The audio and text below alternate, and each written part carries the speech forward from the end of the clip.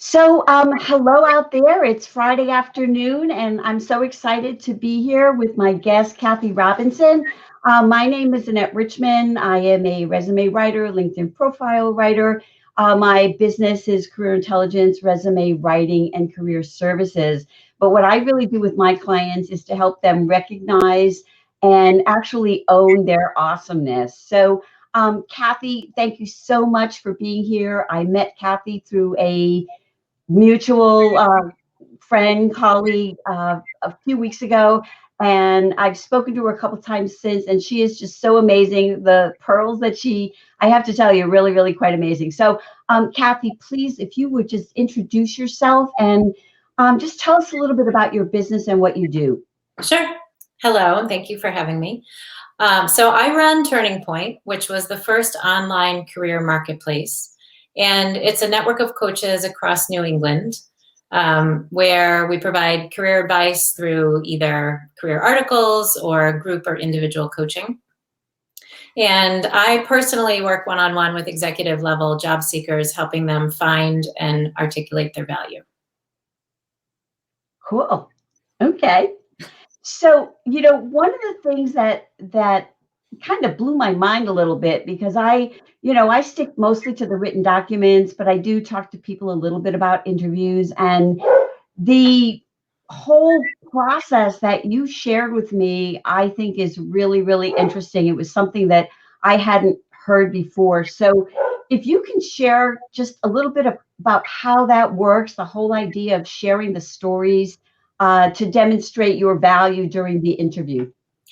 Right. Well, when you're talking to a candidate, you go through a whole process to hear their career narrative, right?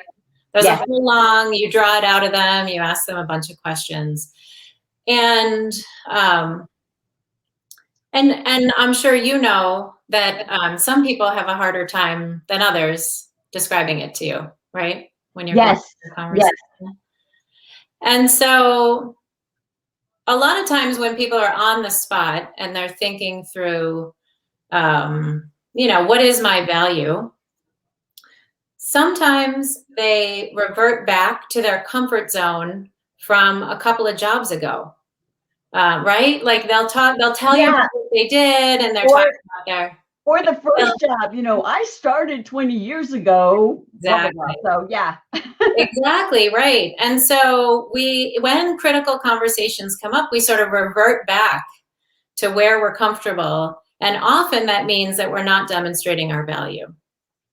So a lot of what I'm working with people is, from a value standpoint, is not just what's valuable about you as a human, because that's a hard question for anyone to answer. Deer in the headlights, what's valuable about me as a human?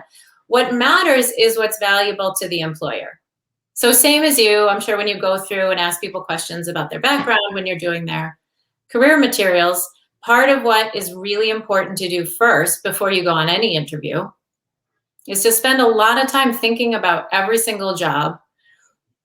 What was the business problem that the employer was going through at the time? Why were you hired? What were you hired to solve in the first place? And then to try to map that to what is a 2021 problem? So even if it was something that you did 20 years ago, there's something about what that employer was going through at the time. Were they trying to open new markets? Were they trying to transform a business unit? Were they trying to make something more efficient? And so even then, even if it's a job 20 years ago, immediately you're already starting to talk about value. Because the narrative is, at the time I joined that company, they were going through a massive expansion.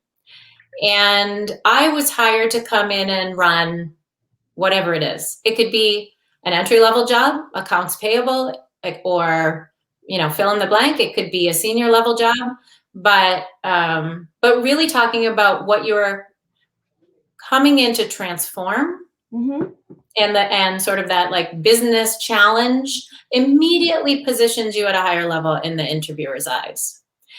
So that's step one, is job by job to go through all of your experiences and figure out what was the business challenge and what was your role in helping solve that business challenge or accelerate growth. And then the second thing that we do is think about what were the initiatives, improvements, changes that you made above and beyond your job description? So the mistake that most people make, in addition to starting out with sort of the most junior thing about them, is that they interview based on skills. And I'm not saying that skills aren't important, but somebody who has analyzed a budget, if they're an accountant, isn't really differentiated from another person who's analyzed a budget.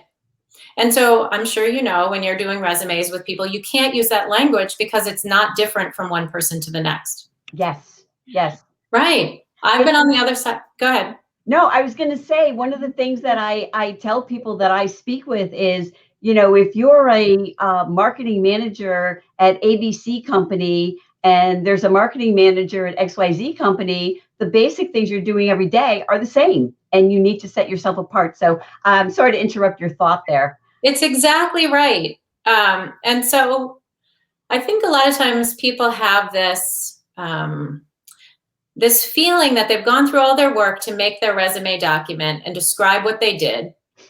And even a skills-based approach to a resume is like, off the mark, as you know. But they've listed out everything that they've done, and then they expect the employer to have read it, which is kind of hit or miss whether or not they do. And so they expect their resume to do the talking for them. And they're describing sort of a job description list of each position, stacking together position on top of position in a Jenga-like career narrative. Boring, right? Super boring. And the trouble with that approach to interviewing of stacking your skills, and I ran this department of this many people. Well, first of all, if the number of people you manage isn't the number of people that they want you to manage, it's apples to oranges already. If the project that you ran, the super special project inside your company, had a code name, which isn't the code name of the company you're going to.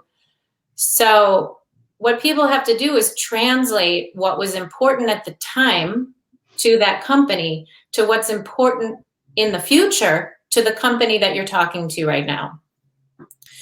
And there's a lot of homework, both what you've done in the past, what the company's doing right now, what the industry's doing.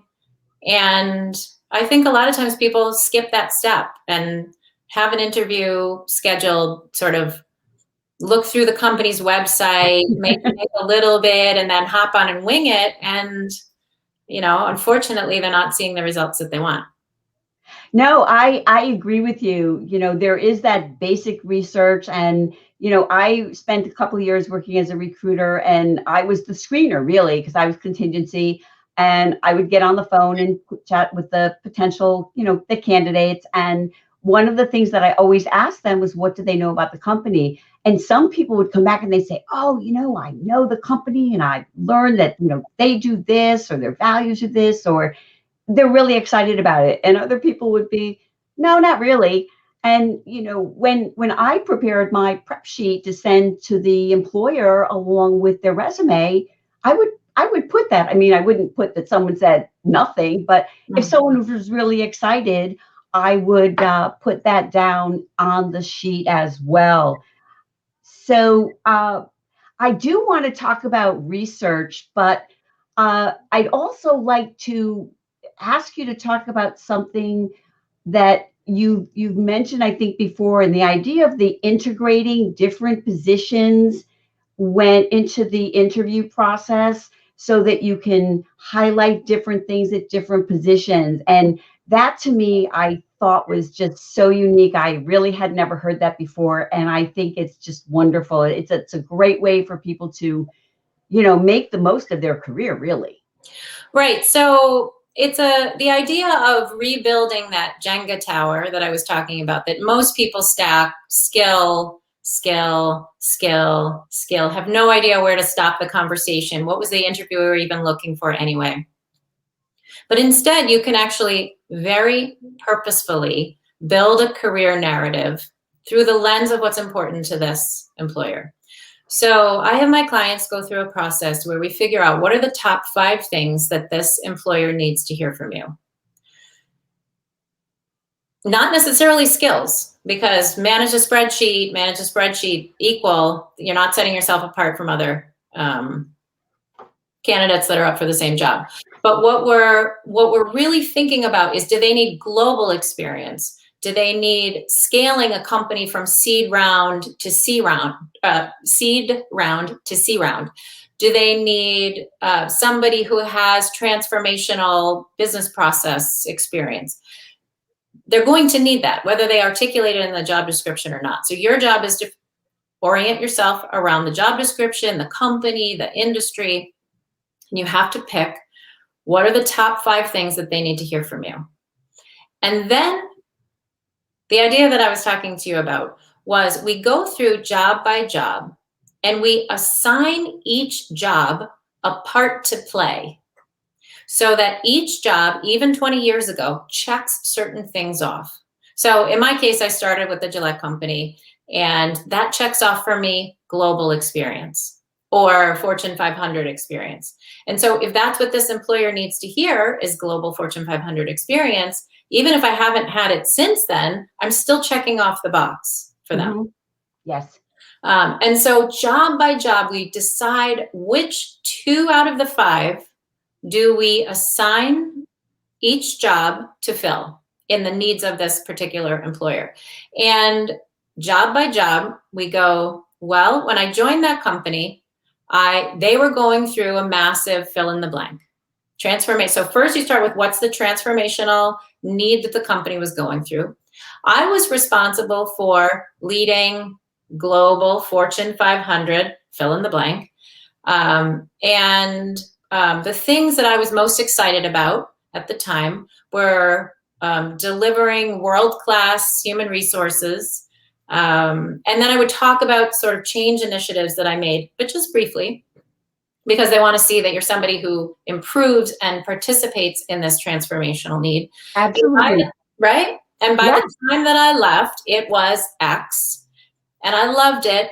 But then the next role that I went to, well, they were going through, as a business need, this at the time. They needed to open a new market. And so in that case, what I was doing was working with a lot of startups, for example, right? And so I'm sort of assigning each job that I go through my background a character in the play that is your career narrative. No, I love that. I love that. You know, it's a little bit like with a resume. With some writers like me, we put career highlights at the top, and you can pick those career highlights from wherever you want to, and you want to demonstrate different things. So, you know, but I have never heard it put quite like that. And, you know, often I think people, because they're not going back and talking in detail about their, you know, jobs on their resume.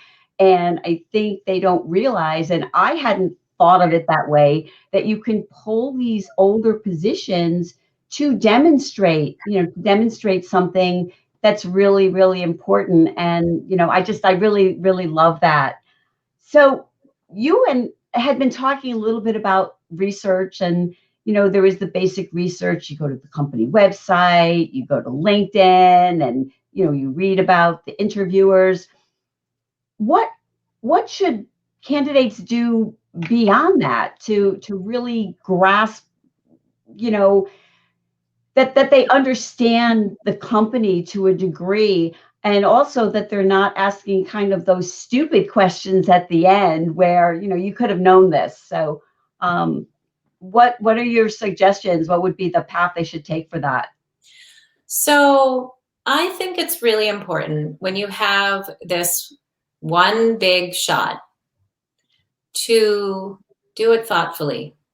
If it's important enough to take the interview, it's important enough to prepare. So we look at, what are they posting on LinkedIn as a company?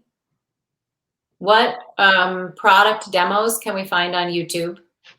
What are on their different social channels? What webinars exist on their website? So that's company-specific information. Mm-hmm. What does Crunchbase say about them? What does, you know, what is sort of the Google News? What are they putting out as press releases? What is their current state of affairs? How are they presenting themselves to the market? And there's other research I'll get to in a second, but while I'm here, you don't want to go in. I used to have people come in and say things like, well, I noticed on page 57 of your annual report that. Okay.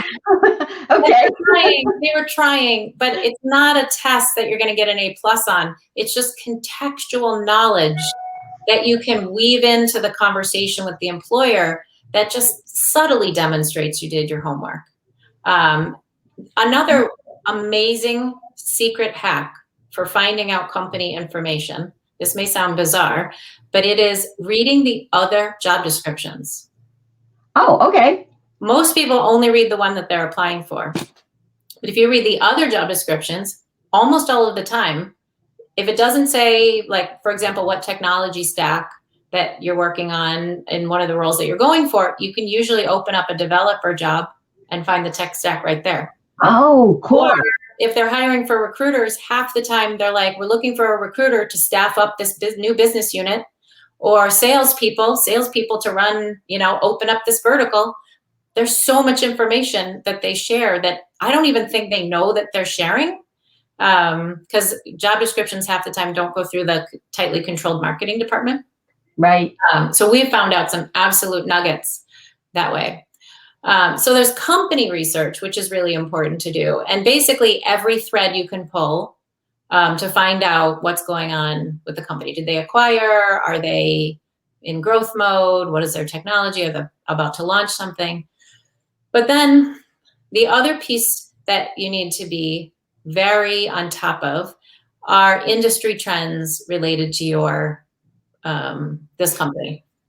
And then actually, sorry, so that's 2. And then 3rd is trends related to the role that you're interviewing for. So industry trends, we're looking at where is the investment going in this industry. So I look at things like PE Hub or some of the investment sites to try to get a sense of where the dollar's flowing, because clearly there's sort of emerging trends in that industry. We look at last year's conference schedule for the whatever the company would have participated in.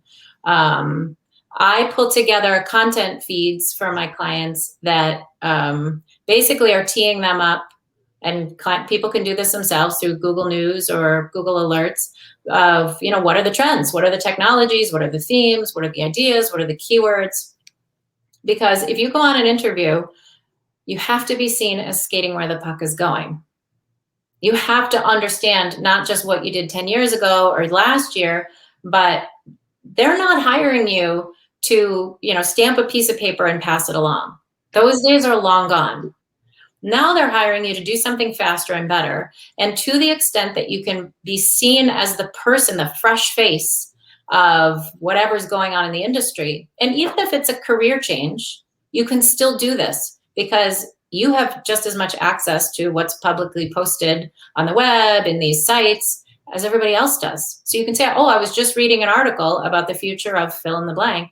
And it has a lot of power when you do that on an interview. No, I love that, know where the puck is going, that is, that's just such a interesting way to look at it. And one of the things I love about the things that you're saying is, what I say to my clients is, you have to look forward. People think of the resume, the job interview is just relaying the history. And, that's just not, particularly compelling. It is all about what you're bringing. People are being hired to solve problems. They're not being hired to sit there and, as you said, stamp a piece of paper or run a report or just, manage the team. Manage the team to what? Disaster? I mean, you don't really know. And people often use a lot of phrases like that.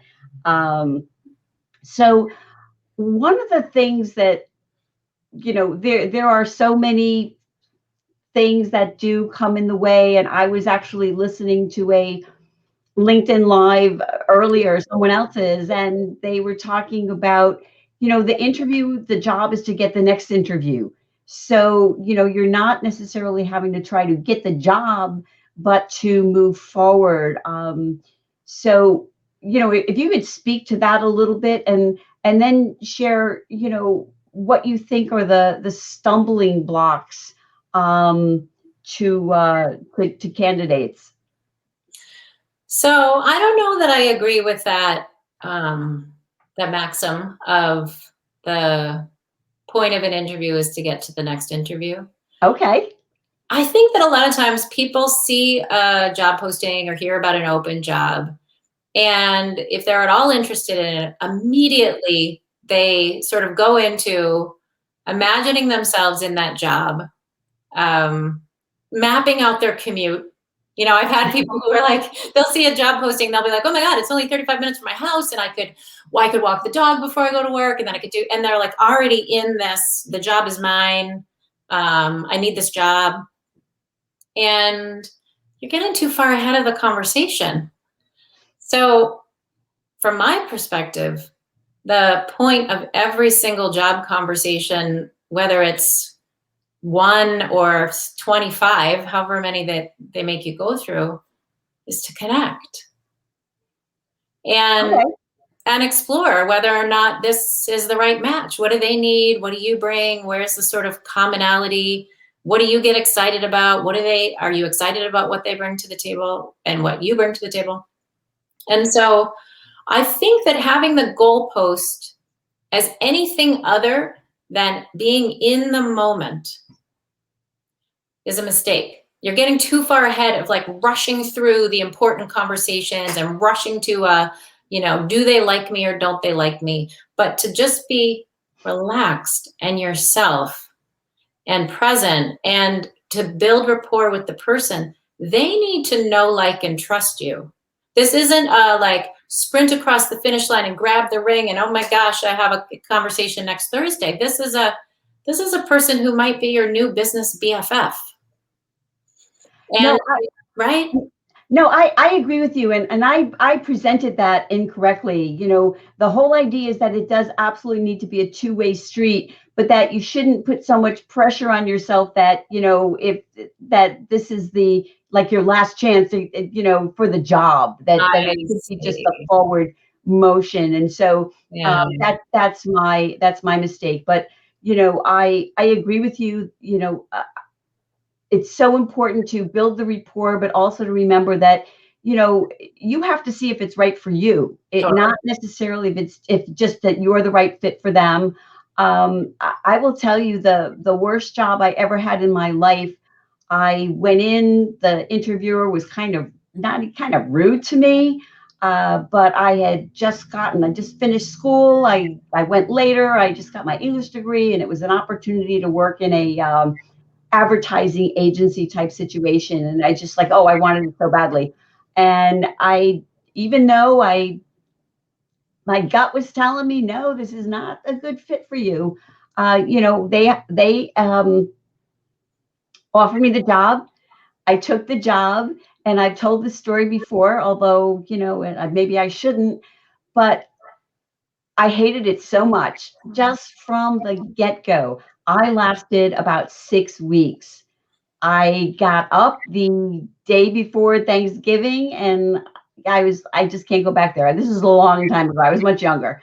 I called them up and I said, you know what? I'm not coming in today. And they said, okay, will you be in on Friday? And I'm like, no, I'm not coming back. I swear. And it's that, but it's just when you don't trust your gut, you can really end up in a really, really bad situation. And, that was not the best way or professional way for me to handle it, but it's just always has stuck with me after that you have to really see if it's a good fit for you as well. So, and I love the whole thing about rapport. So how can you tell if the company is right for you? I think there's a lot of listening that people forget to do on an interview. It's a pressure-filled situation because a lot of people feel like this is a rare thing that an interview is hard won. There's a lot riding on it. They attach to the idea of it. And I do think that slowing down and receiving the question, What is the interviewer looking for here? And energetically showing up and responding to the person and the actual question that they're asking instead of just rushing through, and seeing how that person responds back to you. And is the person talking over you? Is the person throwing shade at department members or criticizing people in other departments, or bragging about how everybody works hard and plays hard, which really means that they're going to run you ragged? And so I do think that just having your ears open on an interview conversation is really important. Watching, back in the days when we interviewed in person, some places are still doing that now, but you could watch how they interact with people in the hallway. I went on an interview and I saw how my future boss interacted with somebody in a hallway, and I was like, oh, okay, I should have listened. So, right, Yeah. Oh, I know. Totally. Yeah. And then there's things like Glassdoor ratings and, even on LinkedIn, maybe you can do a little search, like, people seem to like have short stints at this company. If you can find a way to get an introduction to somebody who works there, can you sort of have an informational interview about culture? So there are a couple of ways. It's not the easiest, but the more conversations you have with them, the easier it gets. Then one thing I do, oh, sorry. No, go ahead. One mistake that I see job seekers make is actually taking themselves out of the running too early, because they will ask these culture questions. They're trained to ask these culture questions at the end of the interview. So, how are you supporting your workers in the return from COVID? Or what is your company culture, and how are you supporting a mission and values-based environment? Or things like that, you can't look at career advice on the internet without tripping over lots of these ask these question suggestions.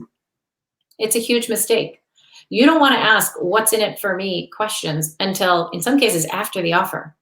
So you can ask questions like, what do you hope this person delivers to you and the team? How do you see the department growing over time? Are you doing anything from a bigger perspective, like entering new markets, that this person could help accelerate? You need to also ask value-centric questions to close out how the person thinks of you in their final minutes with you, instead of can I bring my dog to work? Or, sort of energetically, it feels like, you're sort of already looking for them to cut you a break here. Oh, absolutely.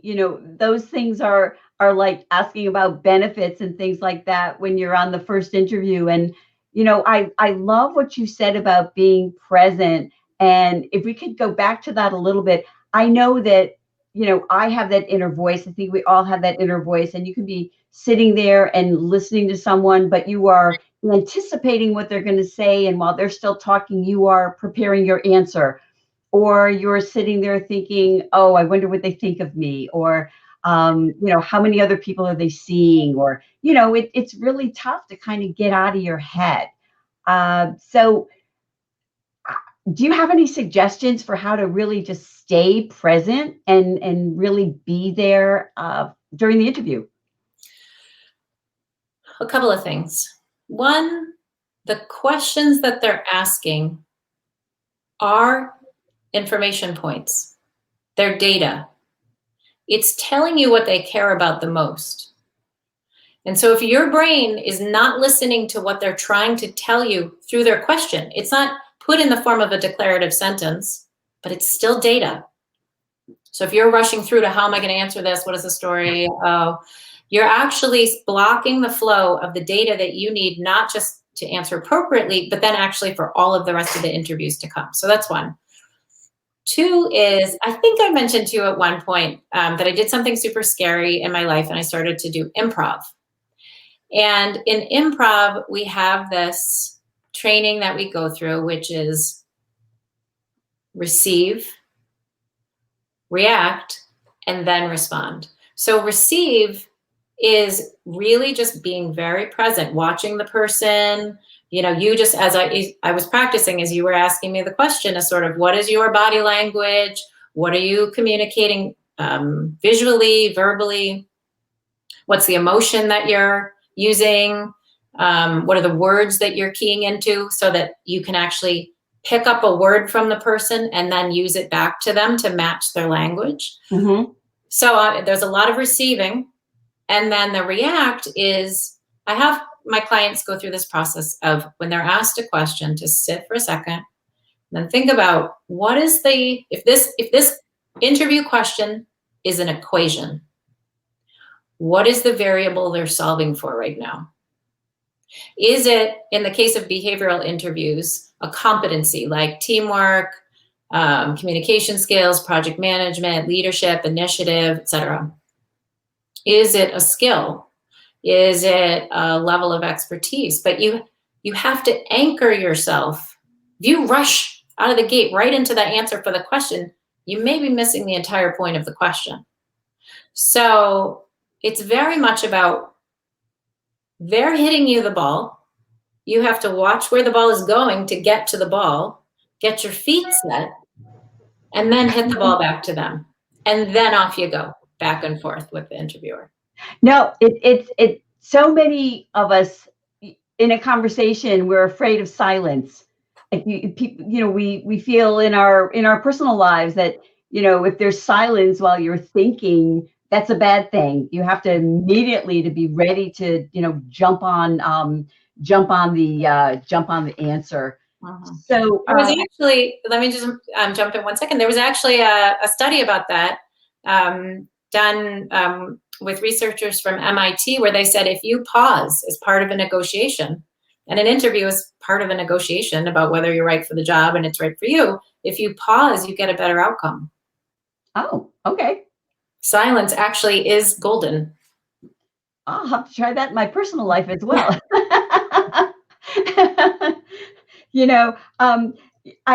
Before I move on to ask you another question, I just want to, something just came to mind, and you were talking about so much information being out there in the public. And I read recently a report by a company, I forget who it was, and they were talking about the top ATS systems, and they had them by, market share, and it turned out, I think it's Taleo, and that I never pronounced that correctly, and Workaday are like the top two. But one of the things that just came to me is they stayed on there. All of the information they got is from looking at the public profiles of the company. So, there is so much out there if you take the time to look at that.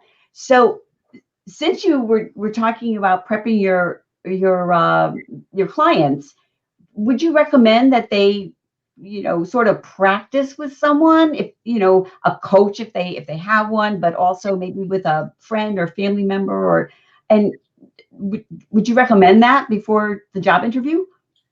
100%. It does not need to be a coach. Personally, I believe in the power of coaching, but it doesn't need to be a coach.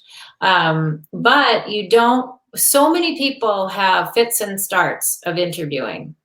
And so you're putting yourself in a game time situation without enough practice, and sort of like, the muscles aren't in shape because it's been a while. You're trusting a lot to memory.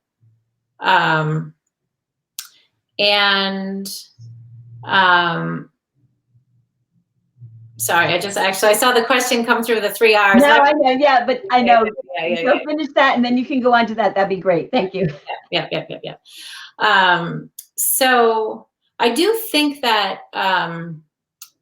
whether it's a friend of yours, whether you record yourself on Zoom, whether you, have a job search club that you join, if you have a friend that's a recruiter, if you have a retired uncle who wouldn't mind you calling him and you give him a list of questions. There's a thing where you can turn job descriptions, if you have one, into a list of questions.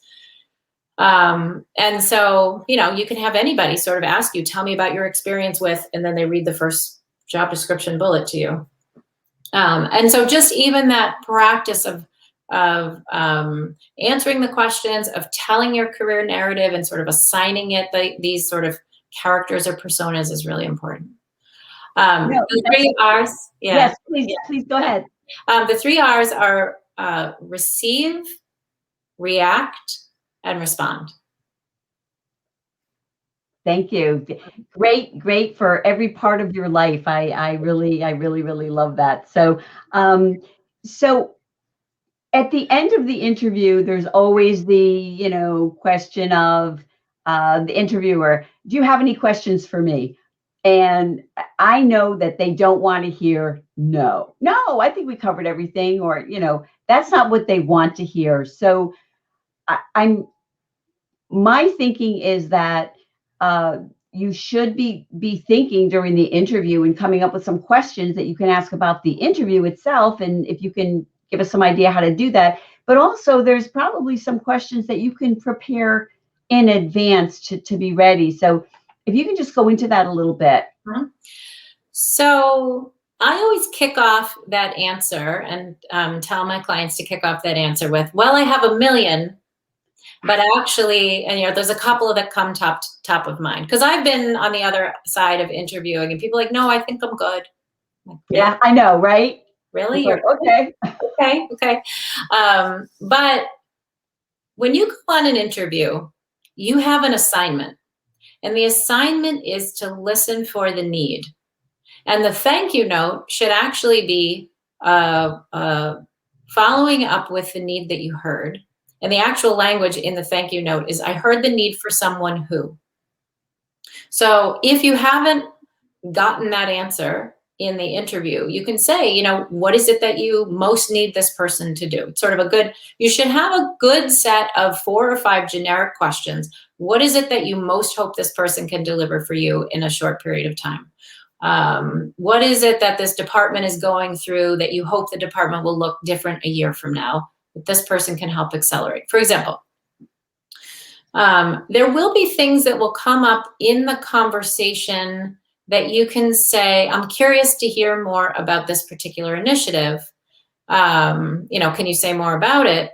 But you have to be careful, because you want to ask something that isn't by mistake the what's in it for me. Sometimes people, if they do one in an interview, they ask the question because they're like, oh, I don't know if I want to take that on, or I don't know if I really want that to report to me.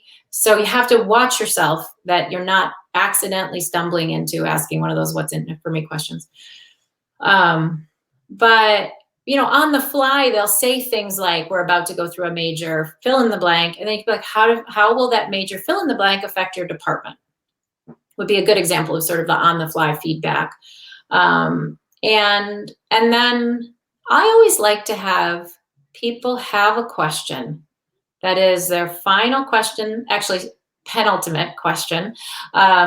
So the final question is, do you have a sense of process for this? Anything about the sort of hiring flow of this that you wouldn't mind sharing with me? That's the final one, sort of where do we go from here kind of question. Mm-hmm. But then the one right before that is one where you want the person in their final moments with you to feel so good. The sky's open, the angels are singing, they're like proud of themselves and they're connected to you and they feel good about themselves. But it's tricky because you don't want to ask them a question of like, how did you get here and what do you like best? Because it's like, you're actually sort of putting them down by asking that question. Mm-hmm. What are you most proud of is even still a little bit odd. And so the best way to get at that, like clouds open, angels singing, is like, and you don't want to compliment them either. Like, you've built a really good team here. Because like, how do you know? You just talked to them. And again, you're sort of putting yourself above them. So, so what you want here is something that's like, when you think about this department a year from now, and with this person on board and with the initiatives that you're talking about, what do you really hope is the change that you're sort of ushering in to help your company through the next stage of growth? Or something that's like growth, change, initiative, fresh air, so that they can then sort of pitch you and feel good about themselves at the same time, that like, hey, we've got a lot going on here. I love that. And excuse me, I'm going to ask you another question. I know your response to it, But the reason I'm asking you is because people do hear this, and they read this. And so I just want to share something.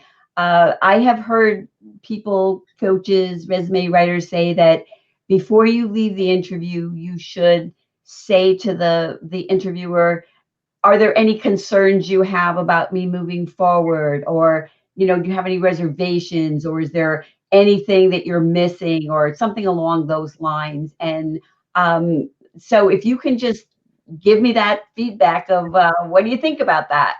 Mhm. So that question is absolutely the right question to ask if you're in a sales role. They're expecting salespeople to suss out objections and sort of feel the person out, understand, where the gaps might be. It would actually be a mistake to go on a sales interview and not ask some form of that question. How are you feeling about this? What is your, when you think about the ideal candidate for this role, what do you think you want that person to have? And is there anything that, I can know or I haven't said to you yet that might help demonstrate that to you? 100% if you're a salesperson. But other than that, people hate that question. Managers hate that question because it puts them on the spot immediately. And they have to then filter quickly, like, what am I allowed to say? This isn't the angels singing, they feel good about you. Actually, you've made a distance between yourself and them. You've put them in judgment mode unnecessarily. And they're probably not going to tell you the truth anyway. So, yeah. Right. And so actually the process question, what's your sense of the process from here? In many cases, sort of gives you that same bit of information. So I tell people to look for buy signs or sell signs. So, and you get them toward the end of the interview. So if toward the end of the interview, the interviewer is saying to you, this is a really great place to work. We've built a really great team here. This company, we're about to go public.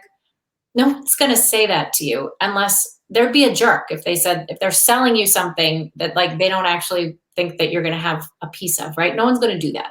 So if you hear a sell sign toward the end of the interview, you don't actually need to necessarily clarify whether you have X or Y. If you hear a buy sign toward the end of the interview, which is we could really use somebody like you on the team, or it would be really helpful to have the HubSpot experience that you bring to the table. There's no need to ask these other clarifying questions because they'll come out you'll learn them in the next phase of the interview anyway. It doesn't actually change the outcome in any way except to make the person be like, oh, they just put me on the spot. No, I love that. If they're seeing you in the role already, obviously that is a very good sign. So I have a few more questions, but I do want to ask you. I tried to do a little crowdsourcing on LinkedIn, and I did get a question from someone, and I'm just going to read this to you.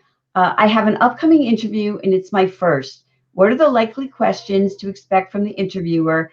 And should I limit myself to the resume or go broader than what's on the resume for every question?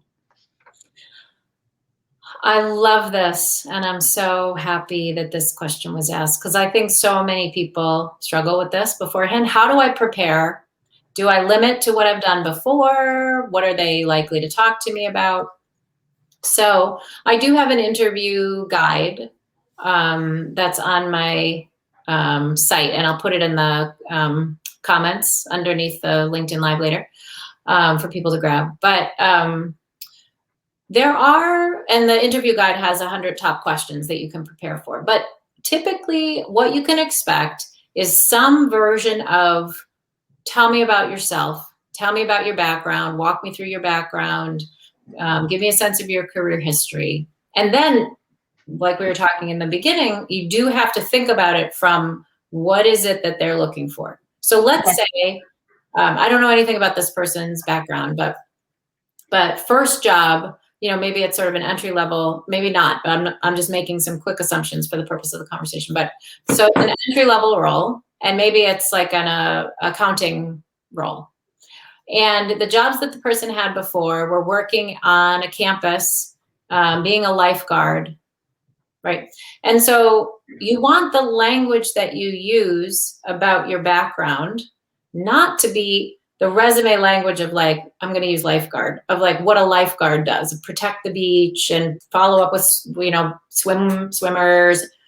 You want it to be up at the level of what this role is. Ideally, your resume is that way too, but really what you want to say is, I was responsible for, security and protection. And then you think about like, what is it about accounting that's responsible for security and protection? I had to be vigilant at all times, because if I stopped paying attention, in this case to the beach, but in your case to the books, bad things happen, right? And so it's not necessarily about going through the resume in the language of where you've been. It's about talking about your experience and mapping it to where you're going. And so they start out with a tell me about yourself. So you walk them through very quickly your career narrative. Then they may ask you some general questions to suss out, your capability to handle the job. And when they're asking you these questions, whatever question that they ask, I have an interview model that goes why, what, and never how. So just like I just sort of talked about the lifeguard, the why of being a lifeguard is to protect. The what is constant vigilance, but the how, the watching people swimming, it's irrelevant. And even if you have been an accountant before and you're going for a senior level accountant job, the why is protecting the books and making a predictive business forecast available to executives to make key decisions. The how, or the what is, putting together a cadence of regular, business data, collection analysis and reporting. And the how is like whether you use one software tool or another, or whether or not you close the books on the 3rd or the 5th, it doesn't matter, right? Yeah. So, and then the third kind of question that you're likely to get in your preparation is behavioral interviews, which is typically follow the format of tell me about a time when X. So as you receive that question, tell me about a time when you have to solve for the variable. So if they say, tell me about a time when a major project went sideways, what was the project and what did you do? What they're looking for is, if you're solving for the variable, likely project management, communication, and leadership. So you have to prepare some of these case studies in advance of project management, communication, leadership. You should sort of have a top 10 list of these kinds of stories in your background that you can plug in depending on what the question is. Yes. And they're looking for a narrative where you took charge kindly and displayed these leadership capabilities. And once you go through a series of interviews, you'll recognize these stages of the interview. It'll get much easier over time. So, go for it. Get the first one out of the way. That's great. Thank you. Thank you so much. So what you just mentioned about the lifeguard just made me think of things that are not necessarily professional experience. And the example that I'm thinking of is I worked with someone actually several years ago who was just at the manager, wanted to move into the director, and wanted to show these leadership skills, because that's what they want to see as you're progressing. And he didn't have that on his job interview, on his professional experience. But what he was a scuba diver instructor. And we included that on his resume because it showed that, here were people trusting him with their lives, really, to teach them how to scuba dive. And so is that something that you would think would be a good idea? Things that are outside of the professional experience that may demonstrate something during the interview process? 100%. I have people who've been soccer coaches on volunteer boards, all sorts of things that happen, neighborhood councils, all sorts of things that people are interested in that check off that box of leadership that needs to be checked off. My guess is that there could be other examples in the person's background that if they've held a manager role, that probably demonstrated project leadership or cross-functional leadership, but it doesn't hurt to also tuck in some of these things that you do outside of work as well. No, I agree with you. And I was just interested to hear your thoughts on that. So there's something that when I first spoke with you, probably a couple of months ago, you mentioned this, I don't know if it's a philosophy or whatever, that you should be the lighthouse, not the boat. And I love that. It really stayed with me. And if you can just talk a little bit about, I don't know, where that comes from and how to sort of think about that, I think that would be great. Oh, thank you. It's my favorite topic. It's my mantra. I try to do it for myself as a human, but then also with my clients. And the idea is that so many of us have the experience of being the boat. We're at the whims of whether someone calls us back or not. We're sort of, we don't feel stable, secure. We don't have a professional identity that belongs to us. It belongs to, we completely give it over to our employer when we join that employer, and then take it back in whatever easy or hard way it gets given back to us when we leave that employer. And what people forget to do is over time to create this professional identity that belongs only to them. They step onto, they step off of, they loan it to an employer, but it's theirs. And what you do over time is you train your network how to think about you. You train everybody how to think about you with all your interactions all day long. And the lighthouse, not the boat. The lighthouse is being willing to be visible, being committed to staying predictive about whatever industry or role that you're going after. It is illuminating trends for other people. You can do this even as an entry-level person if you're committed to staying relevant in your marketplace and up to date with current trends. It is steady. It's not one thing one day, another thing the other day. But at the same time, it doesn't, sometimes people say, well, does that mean I can't like a bunch of things? Does that mean I can only have one thing I like to do? And, I'm somebody who's like always got my fingers in all sorts of different things. And, so no, you can like a lot of different things, but they just have to be stacked together in a way that makes sense to your target market. And this be the lighthouse and not the boat, it works on a job search because you can do things like share content on LinkedIn, you can participate in forums. Even the idea of finding and bringing predictive insight about your industry into an interview conversation completely sets you apart from other people. But then you can also do it internally to your organization. So if you're seen as the person who's connected to what's current outside, who is committed to being predictive about what's coming in the industry, who's very steady, who's very value-centric, predictable, then you get a lot of wonderful things happen for you internally too. I love that. I really do love that. It's, as I said, it really has stayed with me. And, I think it is so important to remember that, our reputation, what we are is a lot. It's what people think of us. It's what other people say about us when we're not in the room. It's not what I say about me. It's what other people say about me.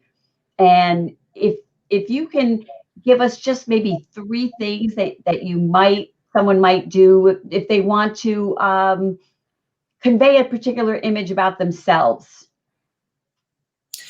So I have 4 things, actually. Okay, great. So the first is you have to understand your values, what's important to you. If you're mission-centric and you're showing up and you feel like you're in a position of speaking inauthentically about yourself, about what you want to do, people are going to tell. They're going to know. And along with that, values centricity also is value. You have to be aware of what's valued in your industry. You have to be on top of it. And you have to be aware of how you create value, how you have created value, how you want to create value, how the team needs you to create value. Every single one of your conversations needs to be focused on shared value, not just value for you, not just value for them, but shared value. 2 is you do have to be current.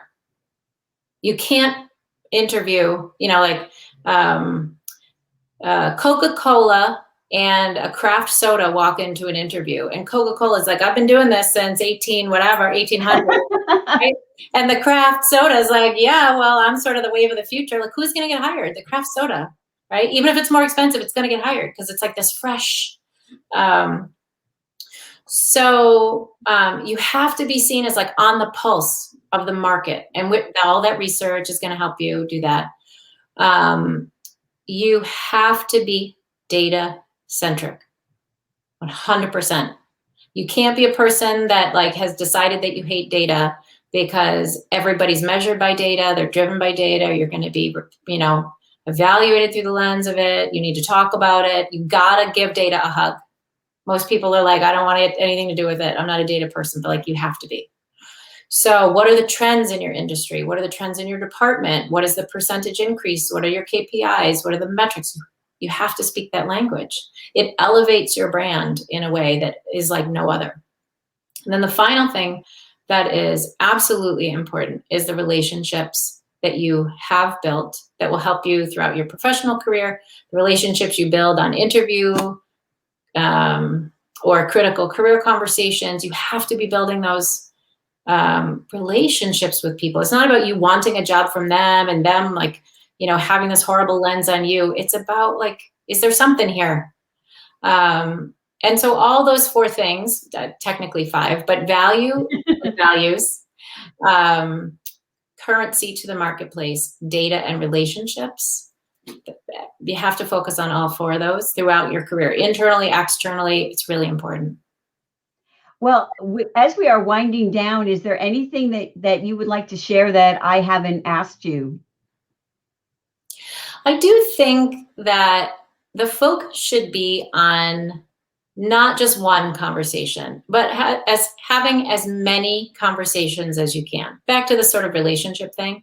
It's not about one interview.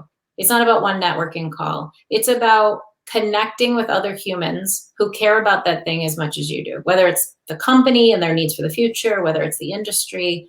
It's really, we're part of a community. You're not in it by yourself. You're not this sort of boat, that's going to get picked or not. You have value. And the more people that you talk to, the more value you attract to yourself, because every bit of information and every conversation that you have with people kind of comes together. You bring it to the next conversation, you add a bit of value, you give a bit of value, you bring to the next conversation. And so thinking about yourself, not as somebody who's got all this pressure from this one interview, although believe me, I understand that they're a big deal, but as someone who's having a series of career exploratory conversations to find the people who are going to be your new colleagues and partners in crime. Well, thank you so much, Kathy. I am so happy that I met you, and thank you so much for joining me today and sharing all these insights.